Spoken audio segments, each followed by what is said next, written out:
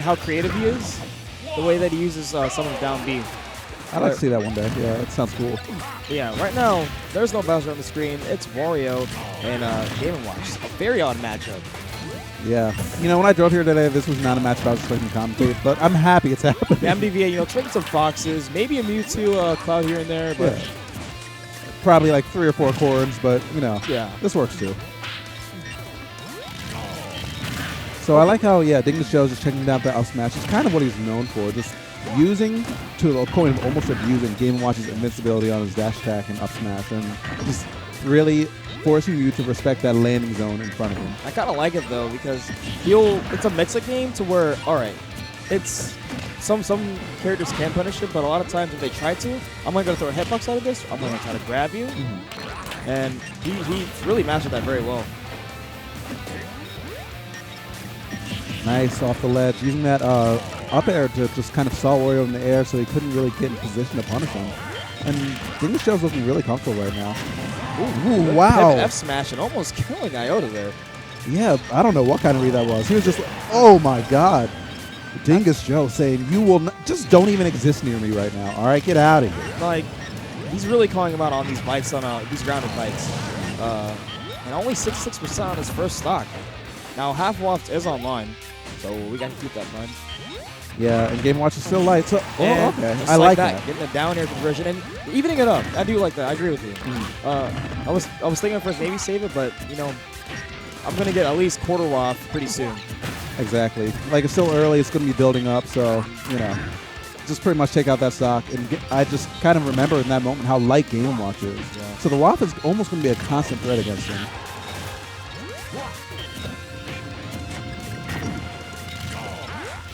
And only 1% between these two right now. Dingus Joe is actually playing really well because that up smash, he knows that Wario's airspeed is so good that that's going to be his primary avenue of approaching.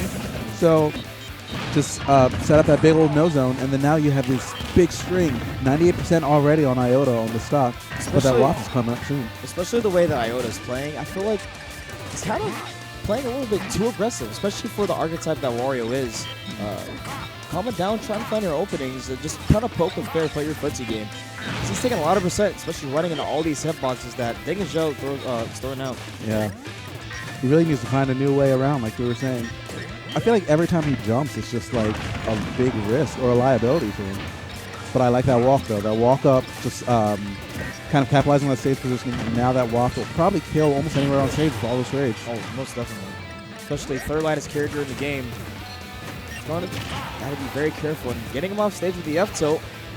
Big commitment, but Iota teching almost every ridiculous tech in doubles, but not able to tech that time. And Dingus going to take game 1. Yeah, and that positioning at that point in the ledge, it's kind of hard to tell like whether or not you need to tech, because sometimes the trampoline just kind of pops you up. Yeah. And like, you know, everything's safe, everyone's happy.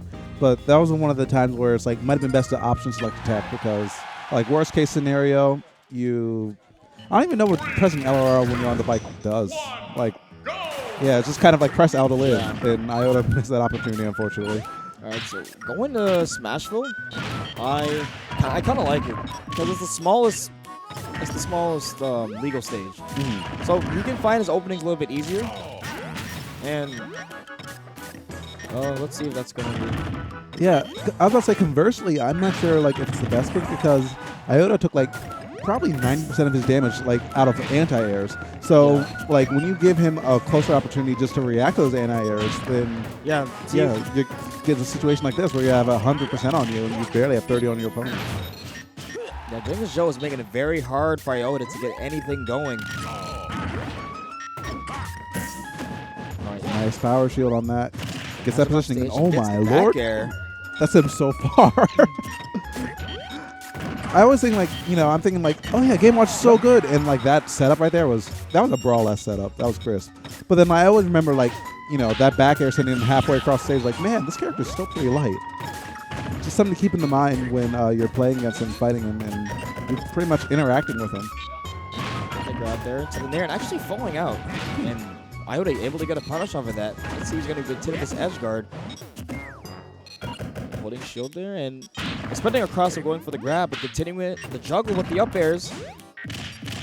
Oh my God, the optimal bacon. He is literally cooking him. He's roasting him right now. I was like, boy, if you don't get out of the chair. Boy, with your garlic. Wow, that was actually hysterical. He was literally cooking him. Yeah. All right. It's like that kind of. Wow, I like the use of trampoline there. Yeah. Dingus Joe's playing so comfortable right now. It looks like that anti-air bacon right now kind of set Iota on tilt. He's just like, now, if I couldn't jump on him before, I really cannot jump in on this man now. I have to respect him. And that's the thing. It's a very big part of Wario's gameplay. Like, because he may try to go on the ground, and that's what he's trying to do, trying to find some opening with Bike. But he's been countering that with up smash too, and wow. Yeah, center stage. He thick. All right, anyways, so Iota. That's what the AF in front of the tag stands for. He thick. All right. You knew when you got sponsored by that. Like, that's what's going to happen. I still think they should do it the other way around. Yeah. So instead of AF Iota, it's Iota. Iota. He's Iota F today. You already know. All right, but full WAF is on mine, and yeah, we're at kill percent. Like, no sugarcoating it. With this much rage, anywhere on Smash. And he does have full off will kill around. Yeah. Easily. Yep. If I remember right, isn't it strongest like at some point just before full? I think it just gains armor when it's full, but yeah, it gains armor. It starts at 4 when and the hitbox still comes out at 9. Okay. Yeah, so like Dingus Joe still has a lot of armor to him, so it's just kind of like a joust of armor. Going for it there. Trying to catch him out of the dash attack, but just missing it. Now this is going to be so much harder for Iota. He's still in a really good position, though. 64%, and still has all that rage on him. Dash attack not going to do it. Nice air dodge on that, too. Now, Iota has that stage positioning that he's been looking for this whole time. What's he going to do with it? Get baited by the same setup.